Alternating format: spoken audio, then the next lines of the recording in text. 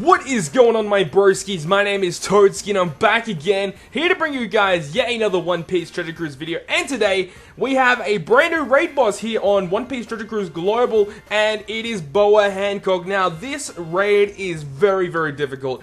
And honestly, I don't think a lot of people are going to be able to do it without using a gem. You definitely have to have a reasonably high leveled account in order to actually beat this. But the team that I'm actually going to be using is a double strong-willed ace team. Now, this team does take quite a while to actually beat it, but it does do it reasonably easily, as long as, you do have the right sockets, of course. Sockets are pretty important, honestly. Auto heal's very good. Cooldown for, reducing your the amount of turns that you have to stall against characters. And also, orb matching is also very useful as well. So, starting things off, we have a really, really awkward room because both of the female giants both have a one-turn cooldown. So that's going to be a little bit annoying to try and get around, but hopefully we should be able to break through reasonably okay. Yeah, we'll be fine, We have the matching orbs on our characters, so that is fine.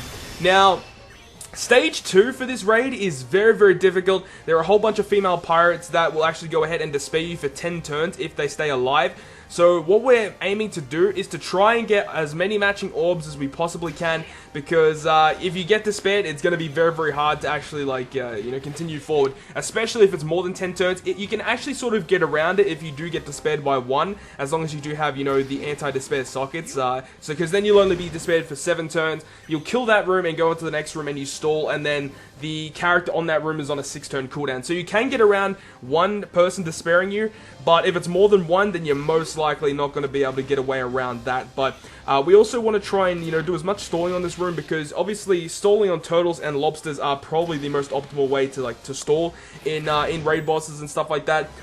So now we have the lobster left, and we are getting some good orbs, which is good to see. If we could get one orb on Golden Pound Usopp, that would be good, because Golden Pound Usopp is very, very weak. So if we can get a matching orb on Golden Pound Usopp, that would help a lot.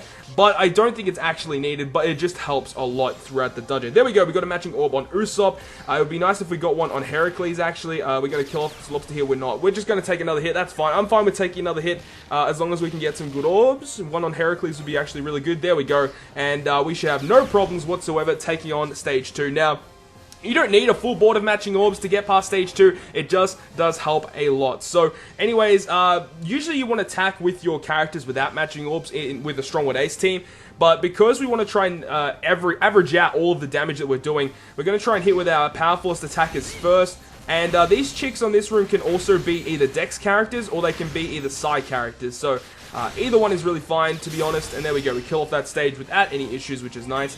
Then we're on Stage 3. So Stage 3 has 4 female giant characters. The one in the middle here has a 26 combo shield. So we're going to go ahead and use Golden Pound Usopp here, just to mitigate some of the damage that we would have been taking, and also just for the due fact that we do get a lot of turns of stall off this as well. Now, we want actually Golden Pound Usopp to be active by the time we reach the final stage against BOA, so we do get 6 turns of stall on this stage as well, which is also really, really good.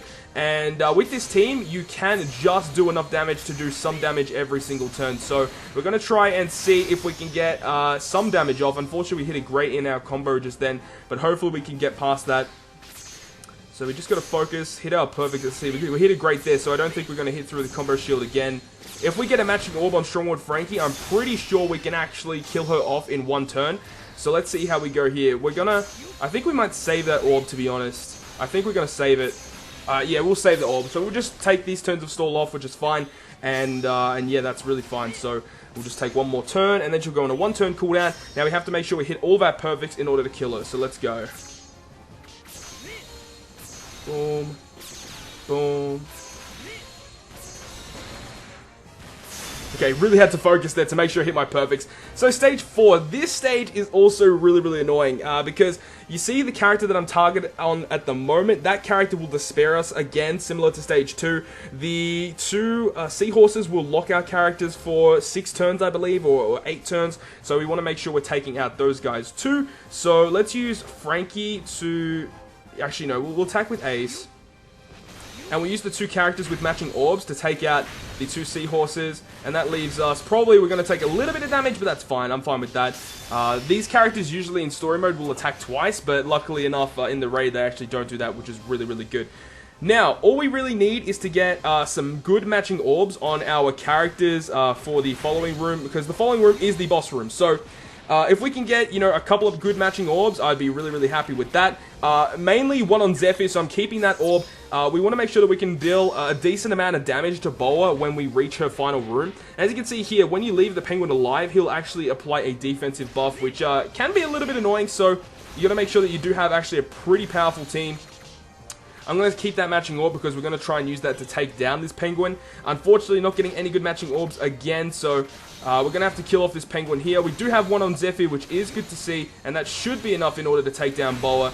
Not really take her down, but do enough damage in the first couple of turns. So here we are at the raid boss BOA. And she doesn't actually do anything for a preemptive attack, but we're going to go ahead and use Golden Pound Usopp here just so we can stop any damage that we would have taken in the first few turns. And then we're just going to do regular attacks, hoping to hit all our perfects to do as much damage as possible within the first 2 turns. And after the first 2 turns are actually complete, that's when we're going to go ahead and use all of our specials to go ahead and just burst her down in 1 turn. So after that first turn, she swaps all your orbs to either block, tandem, and then you keep the recovery orbs and stuff like that. It's something ridiculous, but this is really good for Raid Boss Kuma. So if all you people have Raid Boss Kuma, he's actually really, really good for this raid because of that turn right there, because you get to just swap all of those orbs into matching orbs. So it's really, really, really powerful.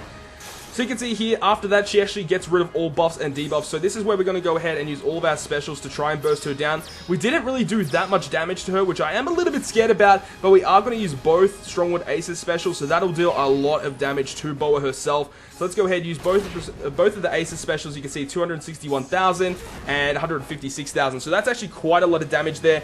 And now all we really need to do now is hit our perfects. So I'm going to focus really hard to make sure that we can hit our perfects.